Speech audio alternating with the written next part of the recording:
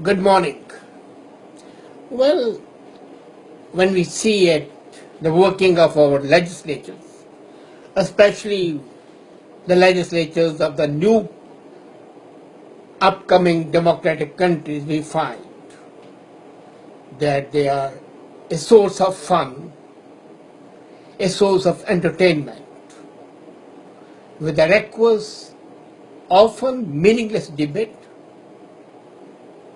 which is a frenzy of sound, fury, but essentially signifies nothing. We are reminded of the definition of parliament. Any assemblage of baboons and apes is called parliament, as any assemblage of fish is called a school. So parliament being what it is, the fights, the quarrels, the shouting, except the lightning, is as cinematographic as any entertainment can be. But sometimes I do wonder that the human beings, especially the politicians, are affected by sin of covetousness, greed, avarice. Nothing unites the opposing factions more than the hope of some money, filthy lucre, or ill-gotten wealth. A few years back, Prime Minister Harper's government introduced a budget bill, and the bill was to streamline and enhance the pensionary benefits and the salaries of the legislators. Can you believe all the members of the parliament, irrespective of their party affiliation, applauded the scheme? The Liberal and the NDP, who left no chance and no opportunity let by without criticizing Harper, this time was mum. Their lips were zipped, sealed. The comments zero, zilch. Because they were going to be partakers of the enhanced emoluments. Well, that was a marginal increase of about 20%. Imagine when I heard that yesterday the Indian Parliament voted unanimously without any sign of acrimony, without a dissent, without any challenge to the government, an increase in the salaries and the perks of the MPs. And do you know what the increase is? Not 10%, not 20%, it's just 100%.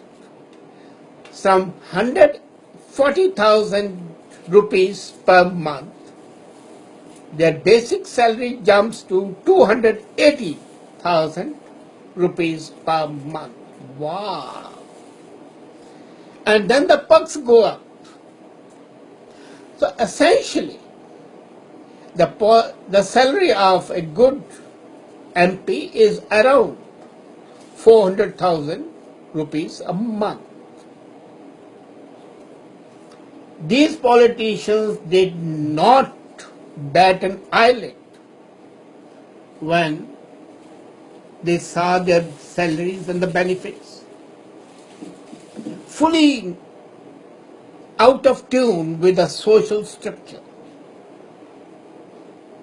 In a country where, as I always say, the astounding difference between the haves and the have-nots is shocking, where the difference between the salary of a CEO and a new entrant is 140 times, where on the one side we see the richest people of the world, about 30 billionaires. On the other side, we have 270 people who cannot have 2 meals a day. On the one side, we have a family living in a 27-story building, a monstrosity in Bombay. I'm referring to Ambani's at their new home. On the other side is a hovel which houses 20 people. And then the representatives of that country, the legislators, the lawmakers of that country, award unto themselves salary increase nominally called 100%. Reality it comes to 127.3%. Nobody can say that the man is not united. Nobody can say that the people are always quarreling. The biggest peacemaker is money. The biggest unifier is the hope of money. What else do they want? Are they really concerned with the well-being of the people? Are they really concerned with what is right and what is wrong? I would have expected at least one MP out of 540 MPs to stand up and say, no, this is not acceptable. At least here, when Harper promoted that, one MP did say this is unjustified.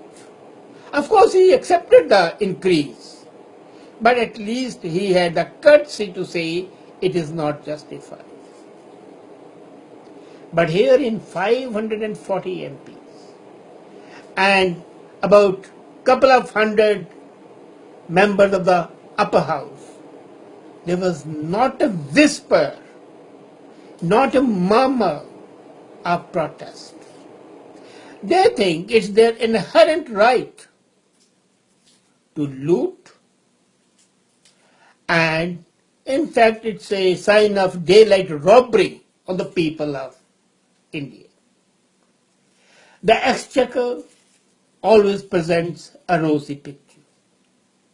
Last evening I was talking to some friends and they were saying, well, the government is wrong. They say the increase is 7.5%, while the reality it is 5.8%. And I said, no, it's not true. The real rise is 1.3%. For the simple reason, whatever the increase is more than offset by the increase in inflation. So the real increase is much less, almost negligible. And that increase also is because of the falling oil prices. One thing sure is there, that the inflation has been contained under the present government. It's not a hyperinflation the way it was earlier. But still it's not cheap, it's not reasonable.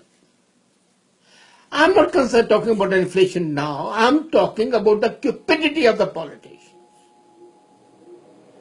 And then, if the increase has got to be there should be certain norms.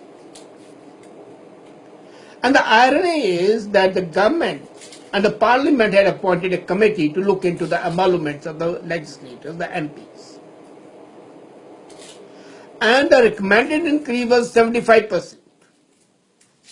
But the parliament overrode that recommendation, and that 75% was converted into 100%. As a matter of fact, increase must not have been more than the rate of inflation. If the rate of inflation the government says is 7%, it actually may be 14%.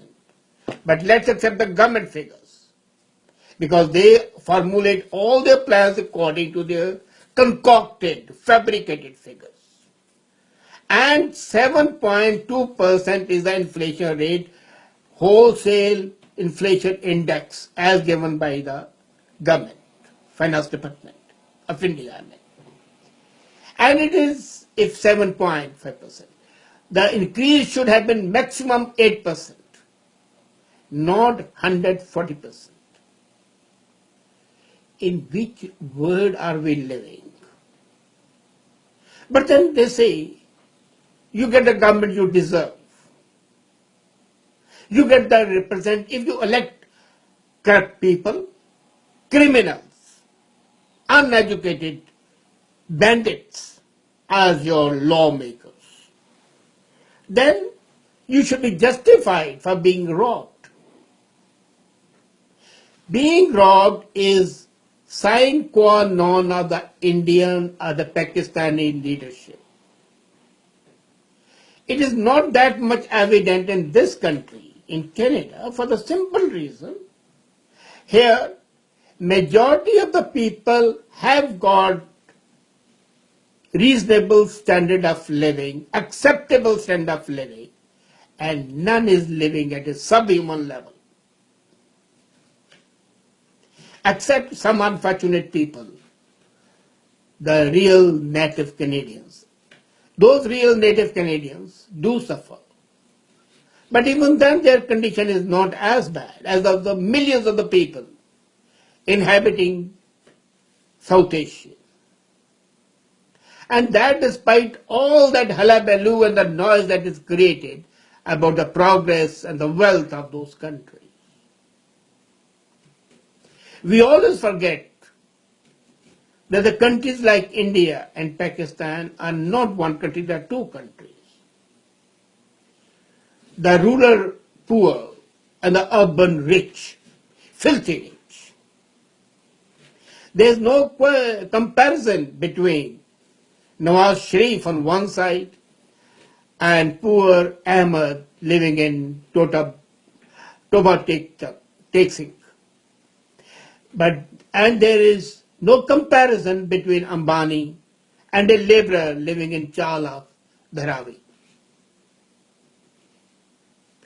But when the politicians arrogate unto themselves the right to freeze the tax money, the taxpayer money, then this is an injury added to the insult. I'm not saying insult to the injury, but injury to the insult. People have been insulted enough. Now they are also being injured. I would have hoped that the new government would not have gone on this spending spree and the wasting money. Maybe they have their own compulsions. But these compulsions are not of such an insurmountable dimension that people should have been purchased to vote. An unfortunate aspect is even after getting all the money, the Parliament of India is not going to function. It has not functioned in the last 1.5 years. And it's not likely to function as long as people like Sonia and Kejri and Lalu are there. You can be sure that the stalemate would continue. But that's again another story. The commandment, do not covet, do not be greedy, is violated in all its sanctity. For the simple reason, they believe that violating the command is the best form of worship and obedience to the laws of spirituality, laws of reasonable human conduct. The politicians over here, whether in this country or anywhere, are primarily concerned not with service before self, but self before service. And therein lies the rub. The rub is that we elect those people who lack integrity, who lack a sense of honesty, who lack a sense of commitment to the service. And naturally the result would be, as we have seen in India, hopefully we don't see that much of greed in this part of the world, hopefully. But you never know. We had an instance here of one MP who claimed while flying to a foreign country first class fare while she was entitled to a business class. And first class fare also inflated. She had traveled economy, incidentally. We have seen the senators, they have been exonerated in a court of law, but the fact remains that there has been a gross misuse of funds by the senators. So difference may be there, but the difference is that of a degree, not of kind. Let's hope and let's work towards that end, that the people without nefarious attitudes, that the people with a committed sense of dedication of people are our leaders. And at least when they are giving themselves something, they see that the equity, the sense of equity is not violated. That sense of justice is not violated. At least that we can hope for.